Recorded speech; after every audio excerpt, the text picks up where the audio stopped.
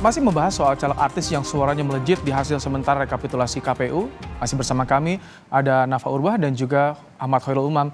Mas Umam, bagaimana? Ini banyak artis yang melejit nih suaranya di pemilu kali ini. Kan banyak juga mereka yang nekat nyalek. Apakah ini memang masih dimanfaatkan oleh partai politik sebagai pendulang suara, win-win solution, atau bagaimana menurut Anda, Mas Umam?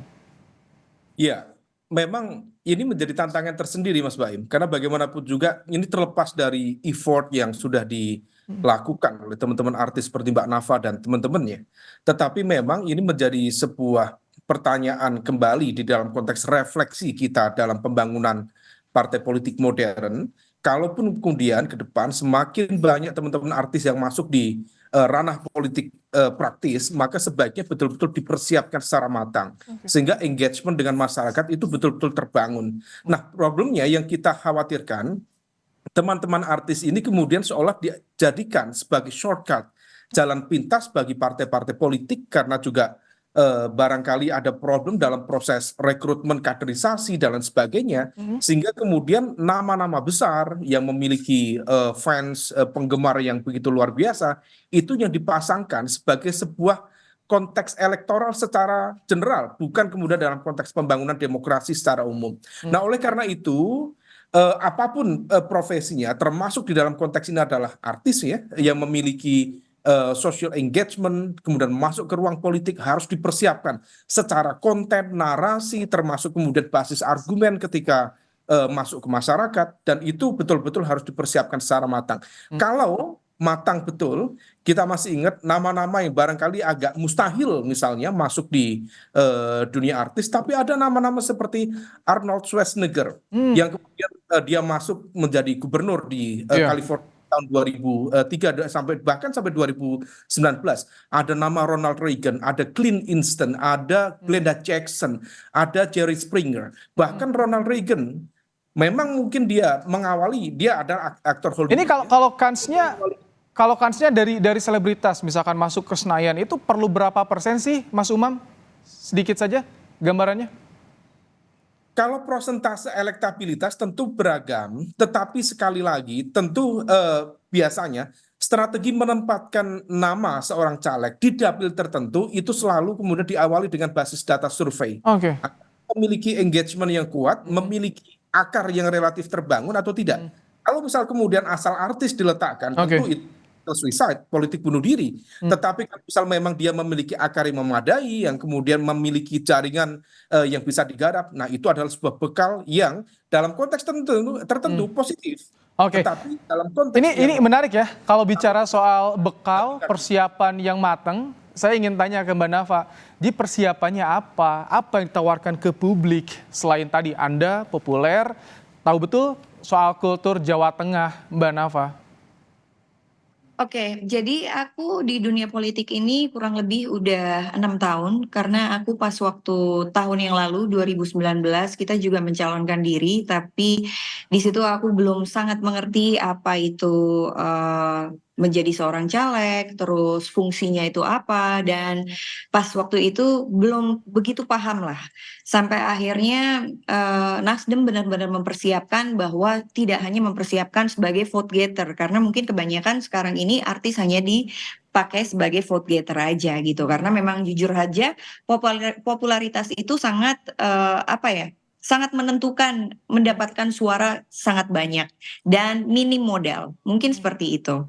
Tapi untuk Nasdem sendiri itu sangat mempersiapkan aku dari 5 tahun belakangan ini, kita benar-benar dipersiapkan bahwa tidak hanya popularitas, tapi kembali lagi bahwa kamu sebagai seorang artis dan politician itu it's a two different thing gitu. Jadi harus benar-benar turun ke masyarakat, kenali masyarakat, apa isu-isu yang terjadi, yang sedang terjadi di masyarakat sekarang ini. Seperti contohnya kalau di salah satu kabupaten yang itu adalah dapilku sendiri, itu mempunyai isu kayak pernikahan dini, kelahiran secara dini, terus Oke. pernikahan secara dini, terus mereka itu umur 12 sudah menikah. Jadi kayak pendidikannya nggak sampai SMP, Oke. SD sudah putus sekolah. Hal-hal yang seperti itulah kenapa turun langsung, belusukan langsung ke masyarakat itu, kita langsung tahu persis apa sebenarnya yang terjadi dan apa sebenarnya yang dibutuhkan oleh masyarakat itu sendiri. Oke. Contoh soal pertanian, kita mempunyai komoditas yang sangat luar biasa sekali. Contohnya adalah kopi. Kopi kita di Temanggung itu adalah kopi yang terbaik, salah satu yang terbaik di seluruh dunia. Oke. Nah, tapi permasalahan kepertanian hari ini adalah memang kita tidak seperti di Cina gitu loh. Karena kalau di Cina tuh kalau lagi ada musim kemarau, mereka sudah menyediakan Oke. hujan buatan gitu. Kalau di sini kan tidak bisa seperti itu.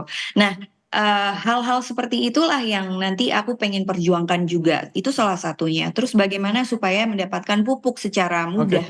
Oke, iya. Dan Nah, iya. selain tadi program tadi Mbak Nafa yang juga menarik nih, banyak pertanyaan kalau sudah jadi selebritas terus nyalek, ini adaptasinya gimana?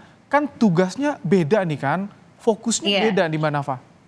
Iya, mungkin memang itu bukan itu tidak menjadi alasan ya, karena saya seorang public figure gitu, terus tiba-tiba masuk ke dunia politik, terus tiba-tiba, ini akan sulit apa segala macam. Enggak, itu tergantung apakah kita sebagai manusia enggak dipatok-patokin, oh kita seorang artis atau ini, enggak. Tapi apakah kita mempunyai passion di mana kita lagi di mana kita lagi berdiri. Di mana pada saat aku pas waktu 5 tahun yang lalu, pas aku memang turun ke masyarakat, aku punya passion di situ. Memang ada suatu ketertarikan. Orang yang mempunyai ketertarikan, orang yang mempunyai minat, orang yang mempunyai kesukaan atas sesuatu hal yang baru, dia tidak akan merasa keberatan untuk melakukan banyak hal gitu. Jadi kayak curiosity atau sesuatu hal yang penasaran, keingintahuan yang lebih dan keingintahuan yang lebih dalam lagi itulah yang membuat aku semakin jadi lebih banyak tahu tentang apapun di dapil aku. Karena setiap kabupaten ini mempunyai kelebihan dan kekurangannya masing-masing, dan supaya kedepannya program-program yang kita berikan itu tepat sasaran dan memang program yang dibutuhkan sama mereka. Oke, Mas Umam, terakhir singkat saja, jadi bagaimana apa yang bisa diharapkan dari publik, dari selebritas ini terhadap publik nih ke depan jika mereka lolos ke Senayan, Mas Umam?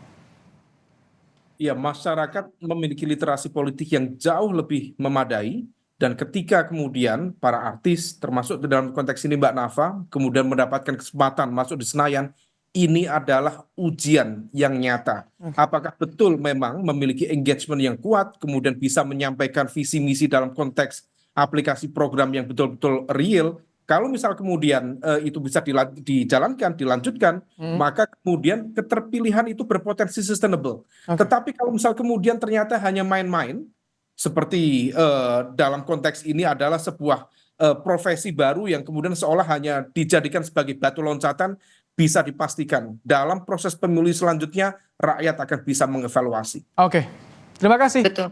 Ahmad Khairul Umam. Setuju banget sama Mas Umam. Terima kasih juga Mbak Nafa di tengah kesibukannya meluangkan waktu untuk Kompas Petang hari ini. Terima kasih. Kita tunggu nanti 20 Maret 2024. Sehat selalu Mbak Nafa, Mas Umam. Ayo Mas Umam, dadah Mas Umam.